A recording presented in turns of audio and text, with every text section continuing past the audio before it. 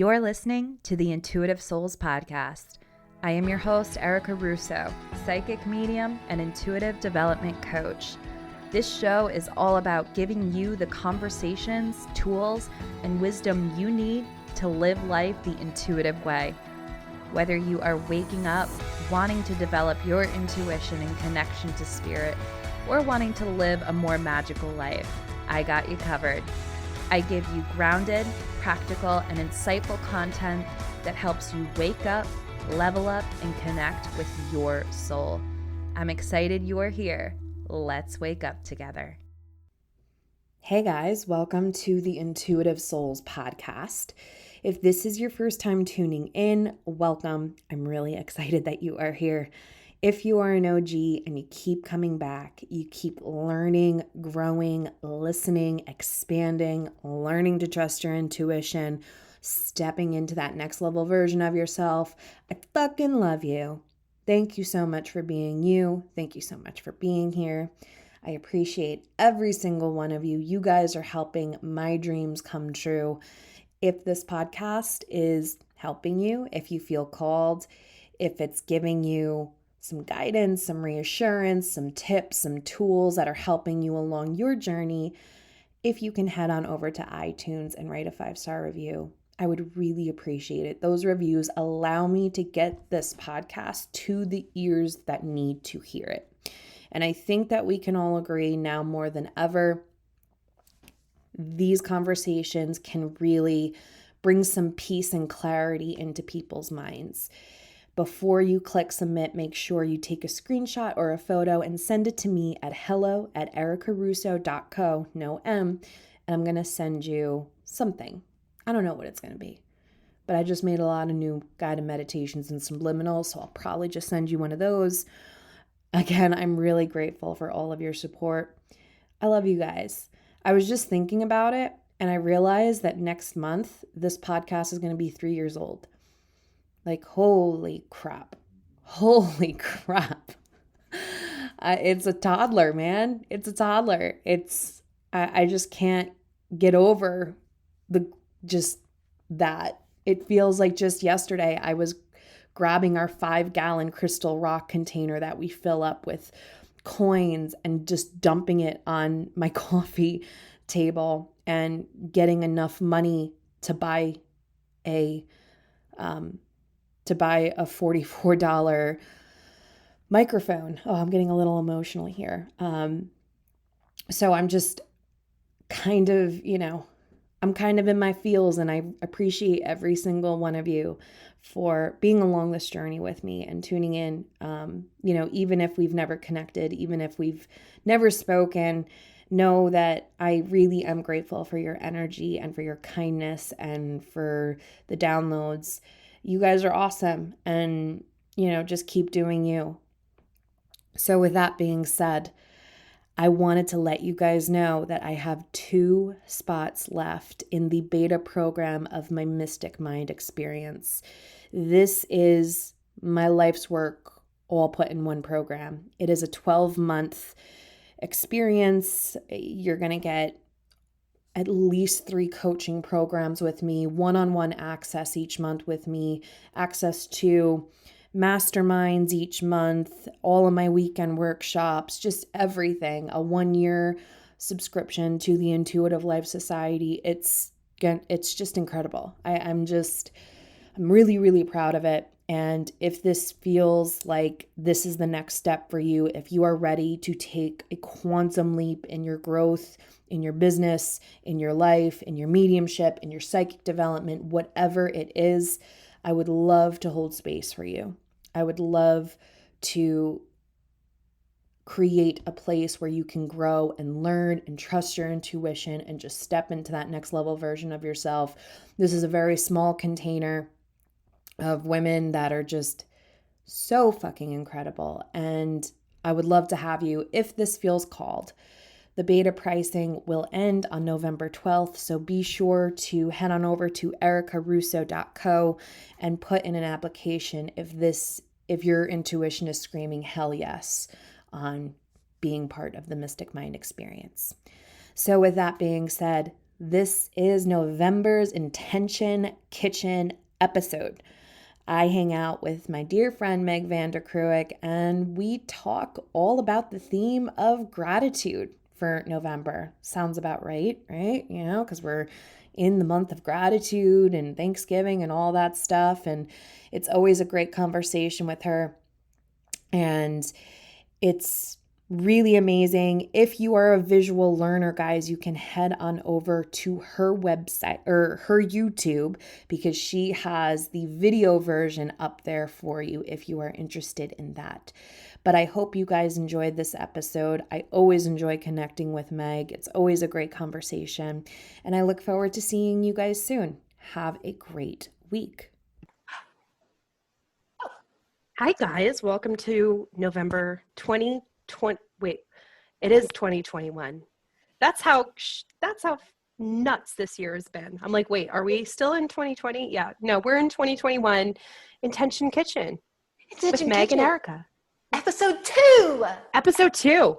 Yes. I'm so pumped. It's November. It's November, and I'm really excited. Yes, 2021 has been hard, but we're closing it out. It's coming to an end. So I think we all have a little hope looking forward to 2022. And I think that it's like a good time to look back and, think about, there were some good things that happened this year.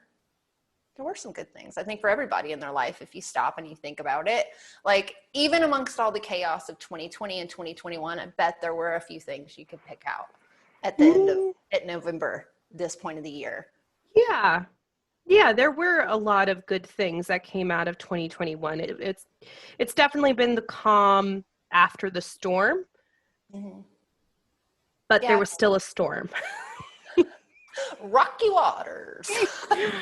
A little bit, just a little bit, I mean, I think, it's I don't think it's ever happened before where we've all shared the same stormy sea in our life, so to speak. I mean, we all experience it in very different ways. I have a family member who actually lost someone this week to COVID, and that was very close to home for us. And it just kind of, it was really hard. And it was also really hard for me to realize that this has been the new norm.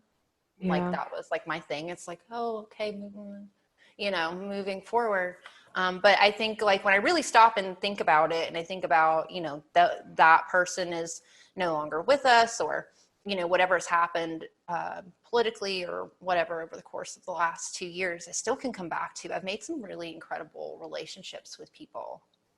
Yeah. And I've really gotten to know myself a lot better. And I've actually, the first time in my life, been able to draw some very clear boundaries, like time spent, in this kind of weird altered state of reality has kind of forced us to have some introspection, I think. And I'm actually like sitting here in November of 2021, looking into 22. I'm not the same person.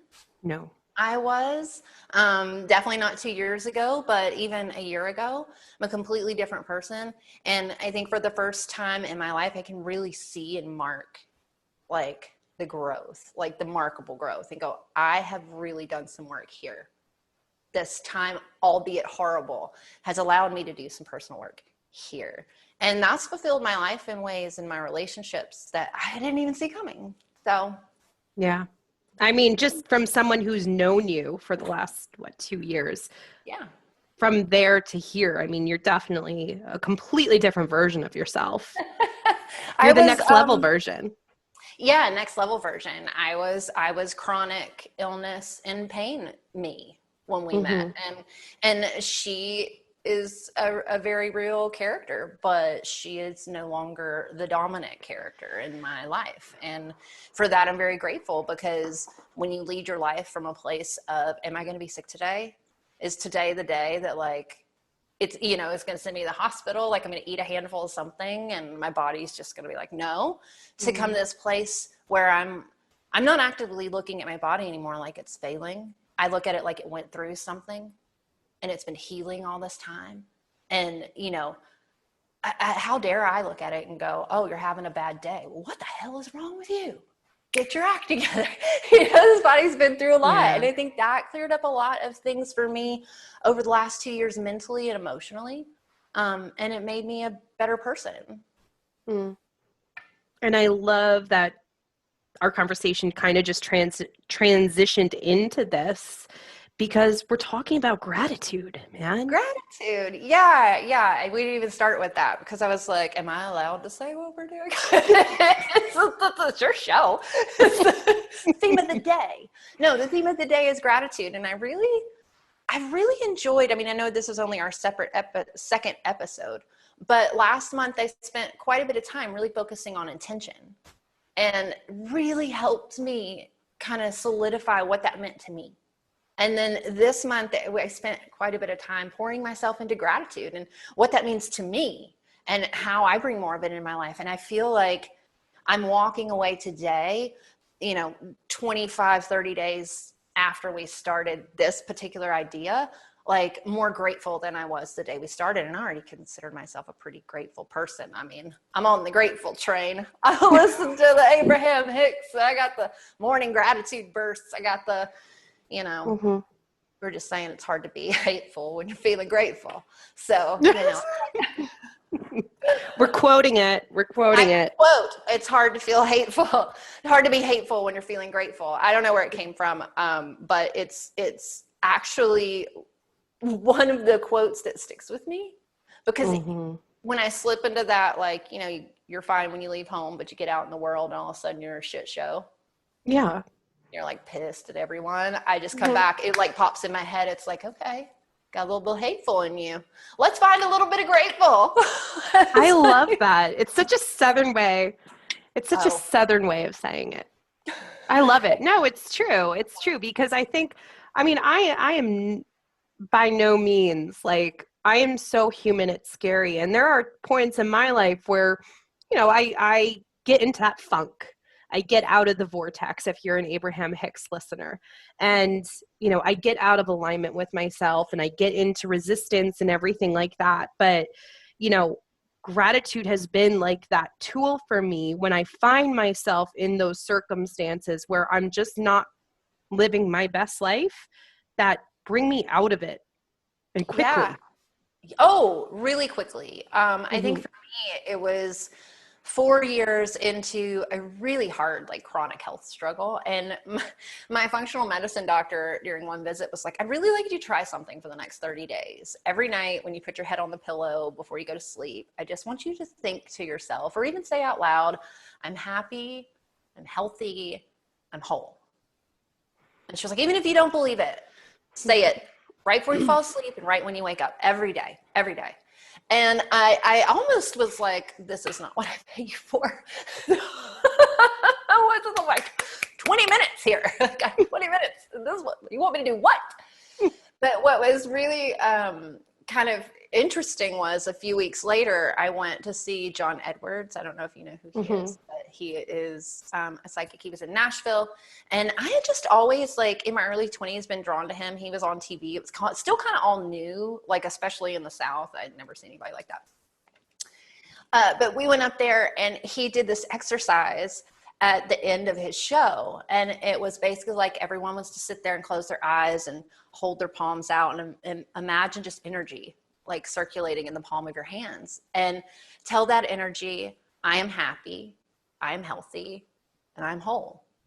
Wow. And it was that moment, I was like, what the and I'm like sitting there and my husband's eyes popped and he just went along for moral support. He's like Joe Cool. But even his eyes, he's like, did you hear that? Did you hear that? I was like, oh my God. Okay. And so then I went home. I was like, okay, well, if I think those things and that can work. And, I did it like with conviction for a few weeks and started to get better, feeling more like grateful, more like myself every day, more happier. Then it turned to, I don't need to just say I'm happy, I'm healthy, I'm whole. Maybe I just say, I'm so grateful for that hug that my son gave me today in that moment when he was really frustrated. Like he just stopped and he gave me this hug and I'm super grateful for that moment. Or I'm grateful for the fact that, when I roll over in the morning, my husband tells me good morning. So then it's swapped and it became like this gratitude practice and it invigorated me even more. And it was like, I didn't care if something good was coming or not that day, because for me, everything was always good at that point, with that, starting the day in that like frame of mind and finishing the day in that frame of mind. Just, I'm happy for what's here, and I'm happy for what's here and now. And I'm happy for this moment. I'm happy for the body, and I'm happy for these people. And it's just like, when you're focused on gratitude in that way, it's contagious. It really is.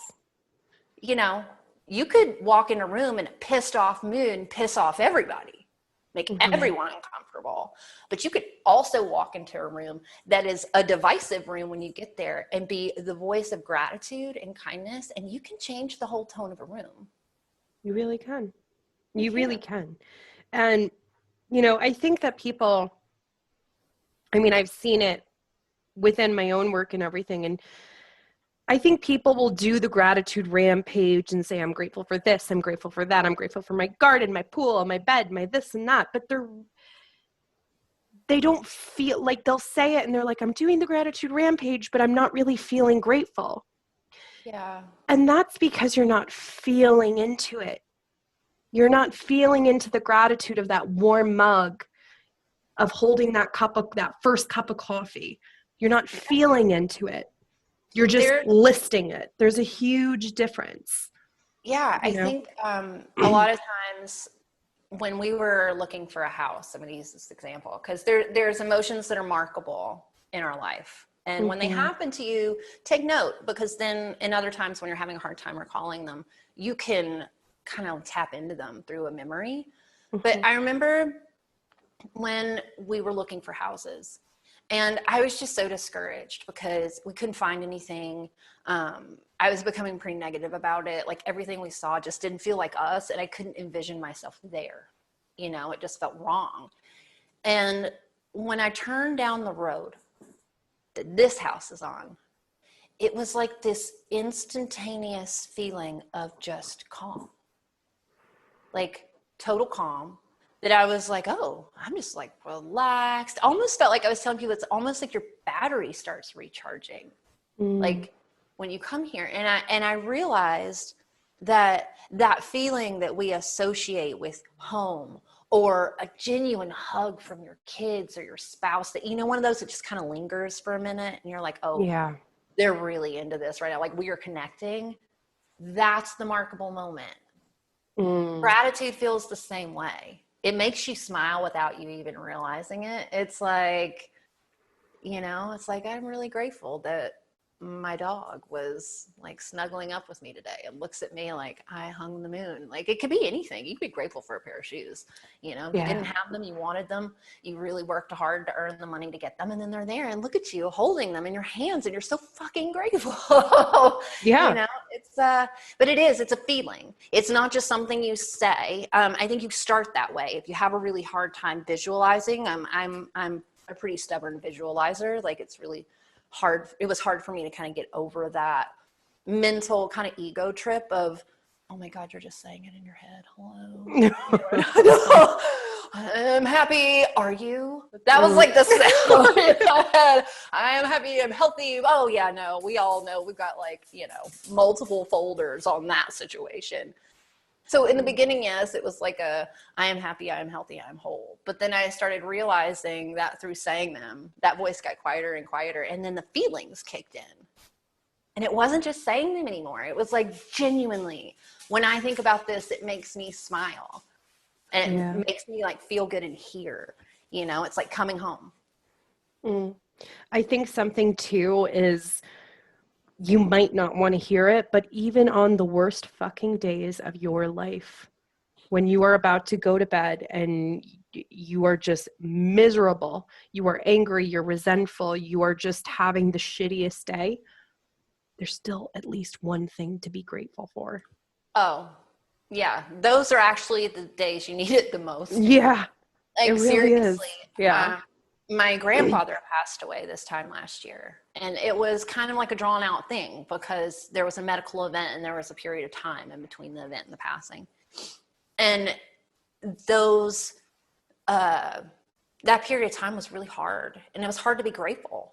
It was really hard to find anything that I felt like meant something, because everything felt so trivial. But I could, and I did. And on the days I didn't want to do it, I did twice as many. I said 6 instead of 3, because I knew that it was really important. I get emotional when I talk about him. It was important. And it was important that I remind my heart that was breaking and my human that it's okay. We could still be happy in this moment. Like, that's why we're here. I'm crying. Why do you make me cry? I'm not making you cry. Wait, it's like, there's like interviewers that people are always like, oh man, whenever you talk to them, you're bound to cry. It happens to me every time. I'm like, you make me feel things. It's all right. It's okay. It's what I'm supposed to do. It's who I am. For me, first and foremost, I do want to state this. Meg is an amazing part of Intuitive Life Society, and her grandfather has shown up in more ways than one through mediumship circles and events, and has been such a guiding light. And, if anything, if we can take, what Meg has overcome, last year with the passing of her grandfather, and then being able to witness him just continuously come back, continuously reach out to her through different mediums and different forces. The only thing that we can say right now is trust us, they're with you. Oh man, I was actually, so my grandfather that passed, I'm adopted. I was adopted 2 days old, short story, didn't know my biological family until I was almost 40, and actually didn't meet my cousin until after his passing. And I think it's kind of what he always wanted. We were the only girls, and turns out like we're very much alike, and we've become very good friends. And, I was just telling her, I was like, he shows up in ways now that he couldn't, in his physical form. And it's a relationship still, it's just different. It's like relationships with people often go through seasons and different chapters, and people change and people move. And it's not that relationship ends, it just carries on in a different way. And that's what happened. It never really ended. It never stopped. And what was really beautiful was it wasn't just me or the people in ILS that were noticing. It was everyone around us. And I come from a really they're all pretty religious people, but there came a point where I was just like, he is just proving like he's here. God, time and time again. He is like a father's love from the grave for his kids and his grandkids. Like, he's like, you will know I am still here. Yeah. And, and that's just the thing is, I think I often forget as a medium that people don't see, the passing of someone that we love the way I see it and the way I experience life. So I just wanted to kind of put that reminder out there that trust me when I tell you they're listening. Trust me when I tell you when you get that smell of their perfume or their cologne, it's them. Or you cook their recipes. You cook their recipes and you invite them in to your intention kitchen. They're there. Trust me when I tell you. All the time. I mean, I think for every family member or friend of mine that has ever passed, and you and I were actually discussing earlier today, I actually have quite a few people in my life that have passed. But there's entire dinner menus that I can make when I'm thinking of those people. And no one else has to know why I'm cooking that particular dish or that particular cake. You made my grandfather's cake last weekend. I did. It was delicious. He was such a good baker. But no one has to know.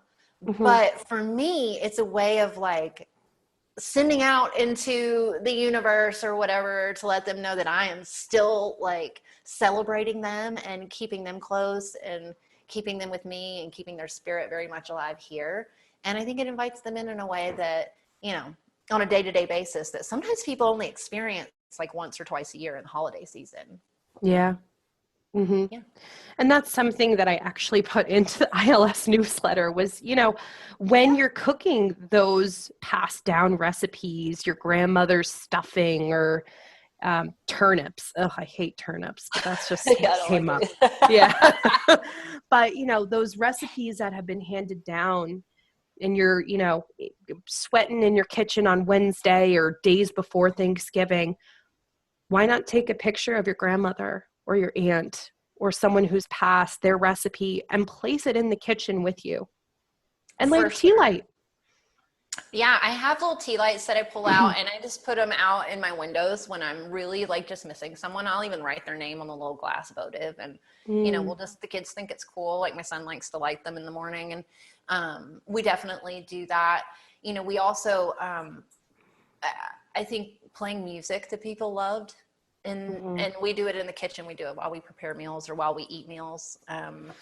You know, that is another way that I think like it just invites your loved ones to come back and to be with you and to celebrate, you know?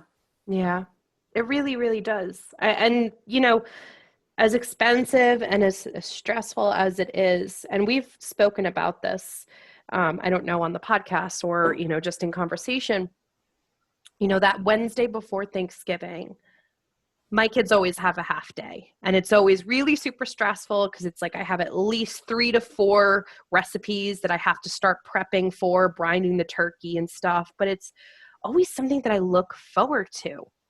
Yeah.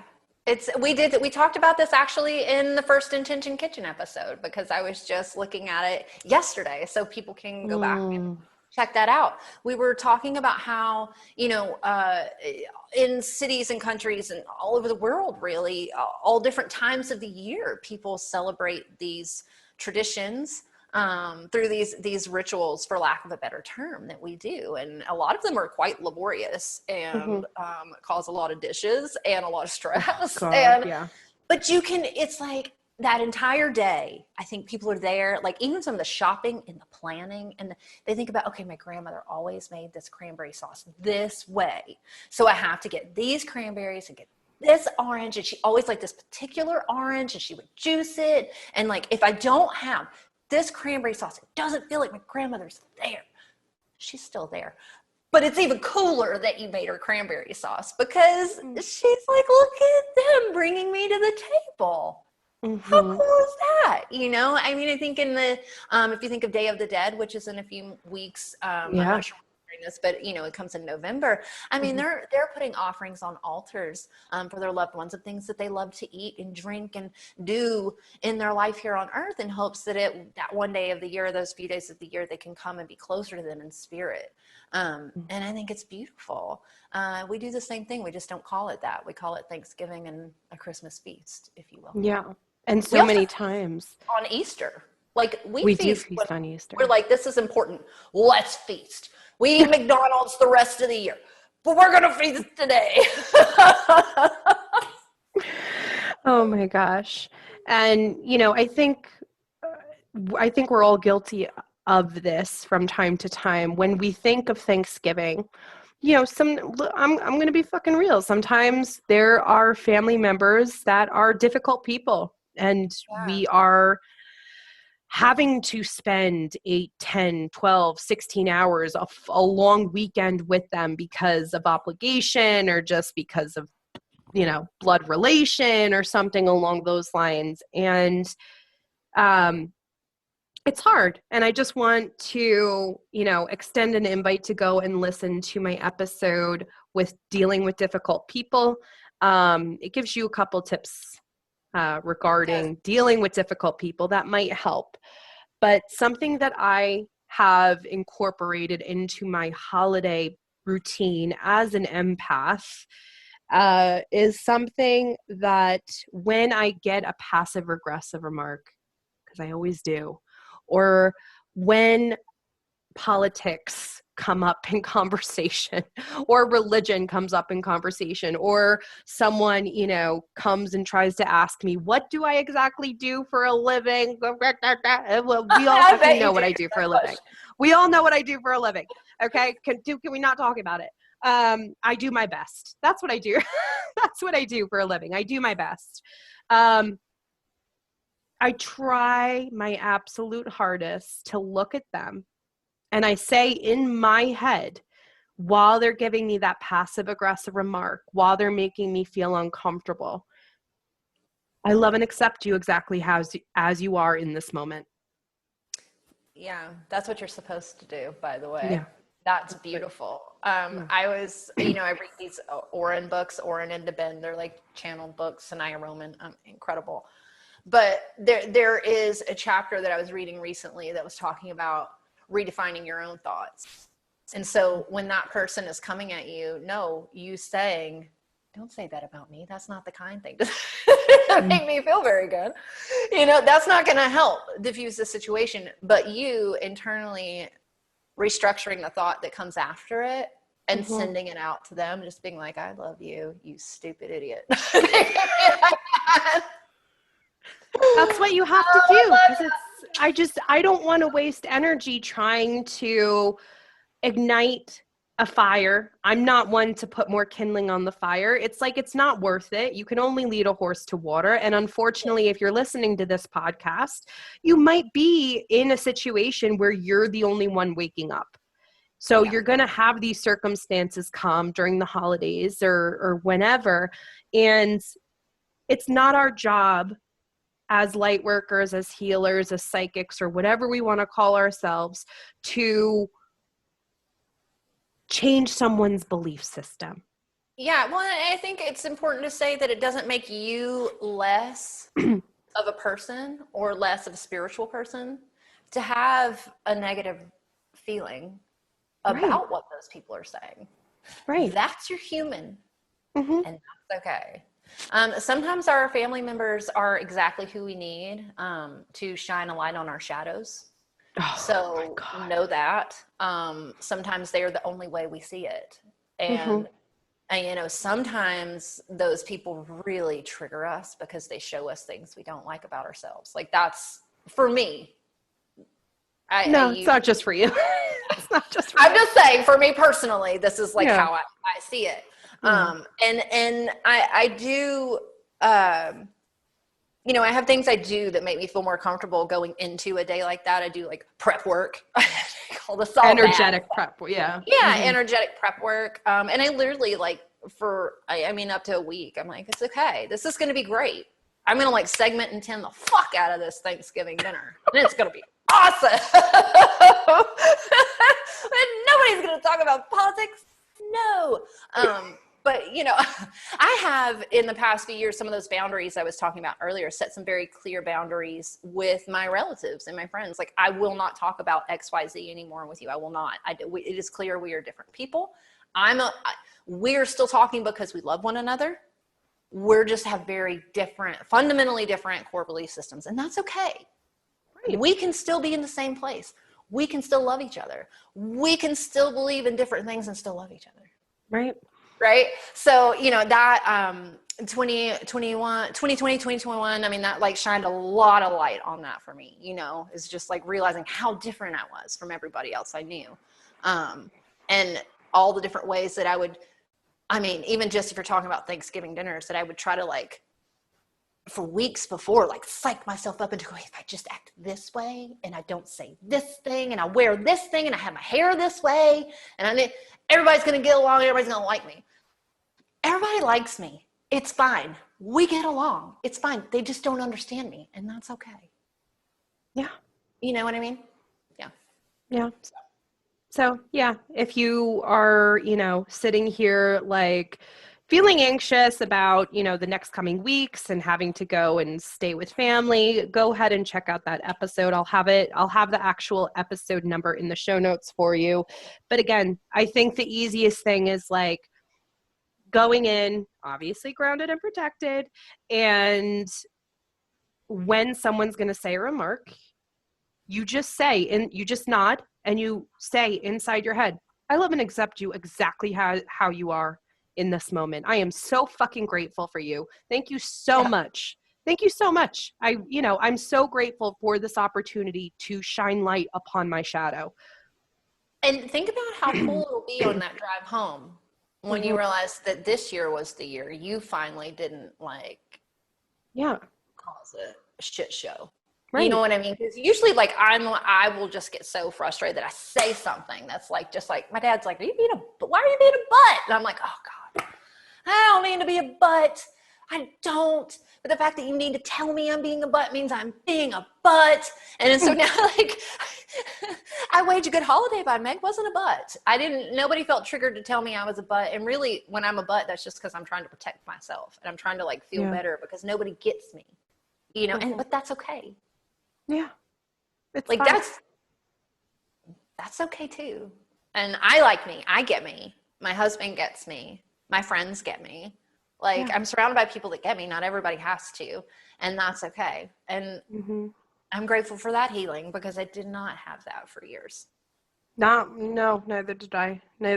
I'm the certified black sheep of the family. Trust me when I tell you, like, I get it. I totally get it.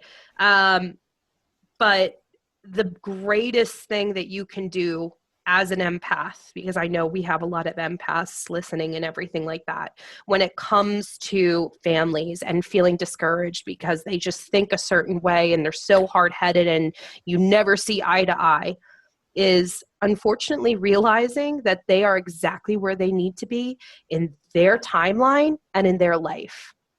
And so are you. And so are you. But it is not your job to shine light. It's not your job to try to fix anybody but yourself. You're just supposed to be the light. You don't have to shine the light to clear the way for all the other people. Just be the light. Right. You that you want everybody else to be. Like that's the thing. It's like we spend so much time trying to make everybody else see us how we want them to see us or be who we think they want us to be or whatever, but just spend that time learning to care about yourself. Learning to be comfortable with you. And then it's okay that those other people have those thoughts or whatever. Those don't bother you anymore. They're allowed to have those.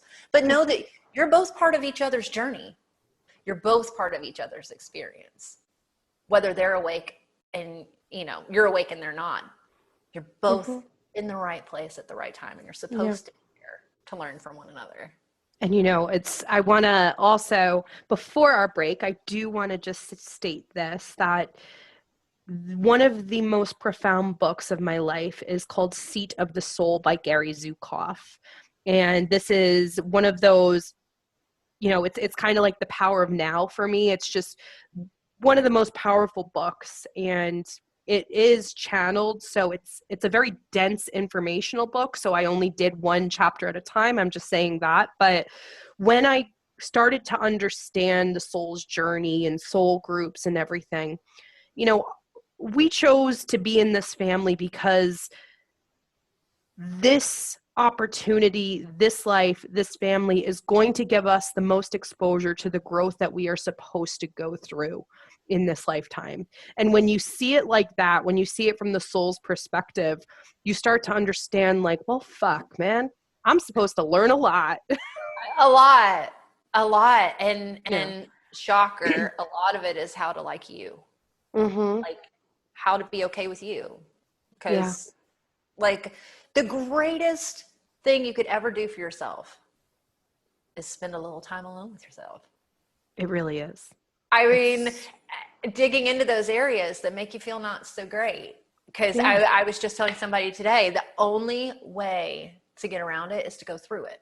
It's going to keep coming back. It's going to keep popping up. It's going to keep, like, you know, these interactions with people that trigger you, like this, you know, relative or whatever, they're going to keep happening until you work on the thing that bothers you about it. And then you don't have that energy behind it anymore. And so therefore, when it happens, it doesn't bother you, or it just doesn't happen anymore because you learn the lesson. You're on to the next annoying lesson. They're all annoying. I got 43 years on earth to tell you, they're all annoying. And just when you're like, I'm an adult, the universe is like, no, you're not. No. Did you think you learned everything? Oh, wait. No, that's really how my 2021 has been. It's like 1 month, another lesson, the next month, another lesson. And you think that you've learned enough. And then it's like, oh, do you really think you're done with this shit? Do really you? I mean, yeah. And it's really funny to me because you said it on my human design reading, and it was one of those things, like Rachel said, you have the ability to like just see when something's out of order, like to see the flaw. And I'm like, I can always do that. I can literally like look at a situation, if somebody's not my own, or unfortunately don't work that way, but other people can, like, I can see a circumstance, or I can see what they're struggling with, and I can clearly see, I'm like, oh, I understand what that is. Like, I see where, like, if you just took this path or you went this way, like how this could work out for you and you could clear this up. But I can't do that for other people. It's not my job to do that. Mm-hmm. But a lot of And times that's it does probably just so hard for you. It's so hard, but you know, I want to say that 90% of the time, it's when people are struggling with something and they call me or they talk to me or they're like rattling off about these things that keep coming up. It's like cyclical patterns of the same exact situation. You know what I mean? It's like the same exact trigger coming up over and over and over, just with different players. Yeah. And I'm like, you can't see it. No, Okay. that's just the thing. And that's why, you know, I truly believe coaching is such a profound way to transform your life, because the coach is able to see it and the coach is able to ask you the questions to get through that. Oh man, a lot of coaching is like deep emotional work. I mean, it's like therapy. It is. It really is. It's incredible. But it's good. I mean, look, I'm a functional medicine doctor. Sometimes we're not talking about my physical ailments. Sometimes we're talking about emotional trauma. We're talking about things that like I've stored, and that cause, you know, chronic symptoms for other illnesses that I have to flare. Because let's be real, emotions are as very real and can cause as much harm as anything else. You know, a car accident, it's you know, trauma we can see. Yeah. Emotional trauma we carry with us and we hide it in places where no one else sees it, but it haunts us. And it is like a cancer.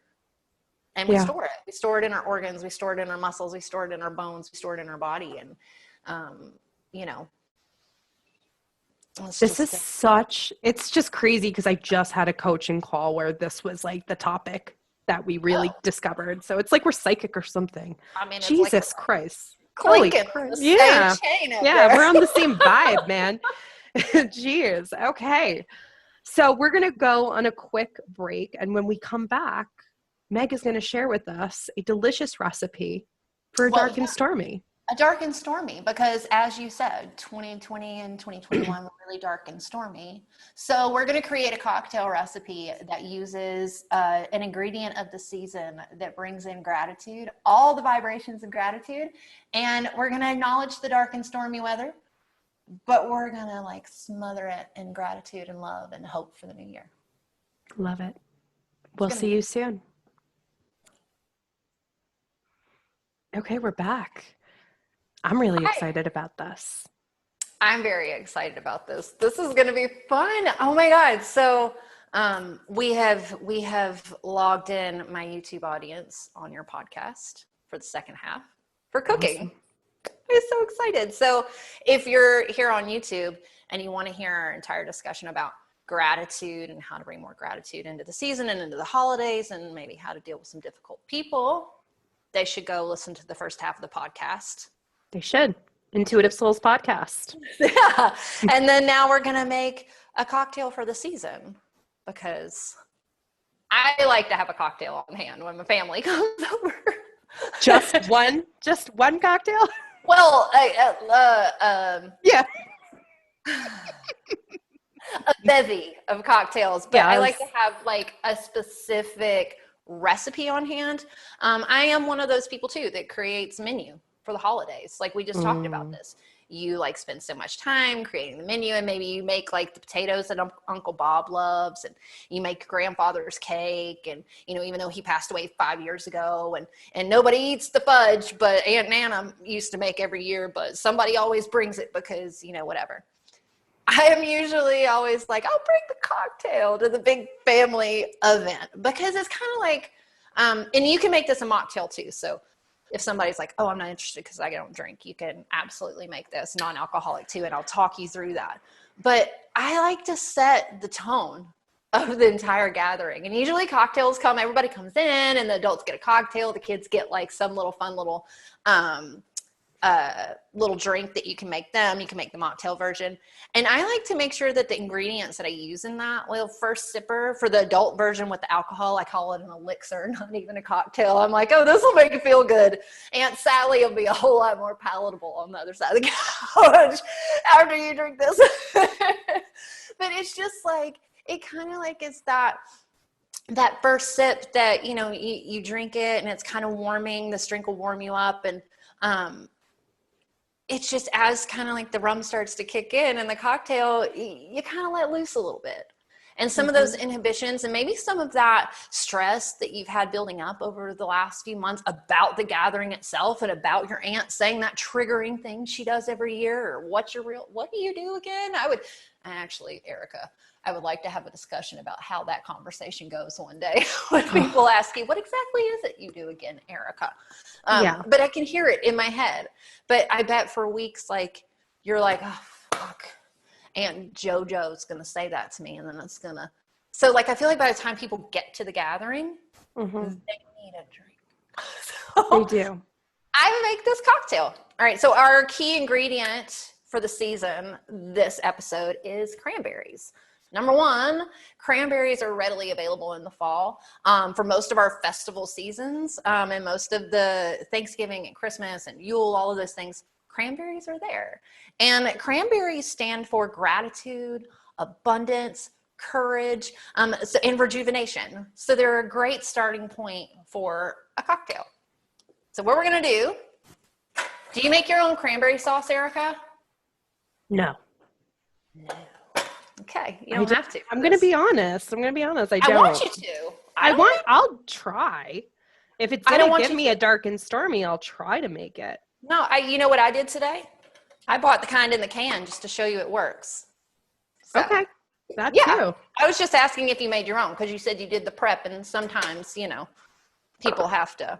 You know, I was never on cranberry sauce duty. I always did the turkey, the brined, a vegetable, a couple of desserts. I never did. Dare I say, I don't think anybody has ever made the cranberry sauce. It's always been jarred. Interesting. Yeah. Okay. Well, we're going to stick with the jarred theme because that's super easy. So here's what I want you to know about cranberry sauce. I'm using the jellied version today just because it's readily available in the store almost year round, actually. They just kind of hide it on the bottom shelves. But you could use your grandmother's version, like if it's a cranberry relish, like I know some people do like a relish, not a cooked down version. You can use any version of cranberry sauce for this. So that's another reason this recipe is really great for this cocktail because you already have the ingredients. And most people, like, cranberry sauce is one of those things that you wind up throwing some of it away because it's like, who eats all the damn cranberry sauce? But this year you might. Okay. Well, I'm not going to eat it. You're going to drink it. I'm going to drink it. So if you are not a cranberry fan, but you do want to bring, you know, the energies and the properties of cranberry into your home, there's another holiday tradition that people do that brings the properties of cranberry into the season and helps you hone into them and kind of really focus on them. And that is when people string cranberries for their Christmas tree. Have you ever seen that when they string one thread? Yeah, and popcorn, right? Popcorn, you can do that too. If you want to turn that act of stringing the cranberries with the needle and thread and use them in your tree or any of your seasonal decorations, what you can do is as you're stringing them, each bead of cranberry is a token of gratitude. So as you're stringing them, you know, think with each bead, I'm grateful for my dog, I'm grateful for, and think of the whole year, like what were all the things, big and small, that came in while you make that garland that's going to sit on that tree for you to see the entire season. I love that. So yeah, it's a really simple way. And then if you want an easier way, if I know a lot of the people here probably probably have an altar space or some kind of you know, spiritual space in their home that means a lot to them, you can absolutely pop in a cranberry a day, a fresh cranberry, and every day, just as you start your day with that cranberry, just think about something you're super grateful for and set that cranberry into a little bowl on your altar and just collect them over the season, and they can be there. And as you see that bowl grow and fill on your altar space over the holiday season, you'll realize the magnitude of all the things that you have gratitude for. And the cranberries won't go bad. So. Oh my gosh. And I don't know if you know this, but fresh cranberries that you can get this time of year that are hard to find other times of year, you can absolutely buy them right now and pop them in your freezer, and they'll be good next season. So you can extend cranberry season. I know, it's exciting. Okay, So, so for anybody who is listening on the podcast right now, Meg has just juiced an orange. I did like Delicious. 1.5. It comes out to be about 2 ounces of freshly squeezed orange juice. You could use mandarin juice, blood orange juice, caracar orange juice, navel orange juice from a jug. Orange juice. And it's going to go right in there. Nothing hard. And then this is rum. I put 2 ounces, but you could go an ounce or an ounce and a half. I like the spiced rum. And let me tell you about spiced rum. Have you ever had it? I have. Okay. So you might notice that there's like a warming sensation that happens when you sip on anything with spiced rum. And what that is it's the spices that are in there. So spiced rum is actually made with a combination of vanilla, cinnamon, nutmeg, and I believe cloves are in there too. And so there's all these great ingredients with all these incredible properties. I mean, I think we talked last time that cloves symbolize their symbolic meaning. They symbolize the evil eye. So they're a great protective ingredient that have the energies of protection. Okay. So what you're saying is that this dark and stormy has the ability to protect you at family gatherings from Malocchio, also known as the evil eye. So vanilla is symbolic of love and friendship. So for me, it's really important to have that in there when you're approaching these situations with people that you love. You want to maintain those relationships, right? And then clove, like I said, it's perfect. It's a representation of the evil eye. And it's also a really great ally during transformative periods of your life. So I would say that we're all going through a transformation right now. And so it's just a good ingredient to kind of keep in your back pocket. Cinnamon is great for protection and prosperity, which I think is things we wish for everyone that we love. And nutmeg is good luck while traveling. That's what it means. That's what it's used for. People put them in their pocket when they go on trips. So it's like if you've got family members or you're traveling or family members come to your house, like you want to send them off with good luck. So the spiced rum in there is in there for a reason. Yes, it's traditional dark and stormy alcohol, but it has lots and lots of properties to it. Okay. So all I did for the podcast listeners is I whisked together the cranberry sauce. Remember, it was the jelly version, but Erica, you can see now it's liquid. It is liquid. Yeah, I mixed it with the orange juice, the fresh orange juice, and the rum. So right now I have about a half a cup of liquid in a measuring glass. And you can absolutely do this part in bulk. Like if you want to make a bunch of cocktails in advance, make a pitcher of this and then let everybody else kind of mix it later. But here's what we're going to do. I got to put some ice in this cup. Give me 2 seconds.